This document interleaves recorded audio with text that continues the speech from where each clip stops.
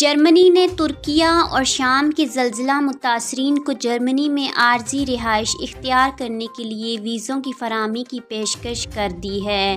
German وزیر داخلہ Nancy فیزر نے میڈیا سے بات کرتے ہوئے کہا ہے کہ ہم چاہتے ہیں کہ جرمنی میں آباد ترک اور شامی خاندانوں کو اجازت دی جائے کہ وہ ترکیہ اور شام کے زلزلہ متاثرہ علاقوں سے اپنے قریبی رشتہ داروں کو بلانا چاہیں تو اپنے پاس بلا سکتے ہیں۔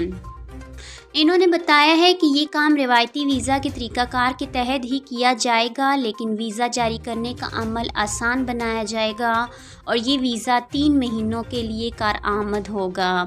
نینسی فیزر کا کہنا تھا کہ یہ فیصلہ ہماری جانب سے زلزلہ متاثر لوگوں کے لیے ایمرجنسی امداد کی سوچ کے تحت کیا گیا ہے۔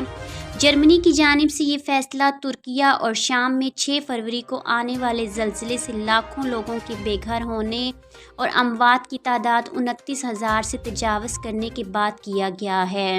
آج کے خبرنامے میں بس اتنا ہی۔ اپنا اور اپنے پیاروں کا خیال رکھیے گا۔ مجھے دیجیے اجازت۔ اللہ حافظ۔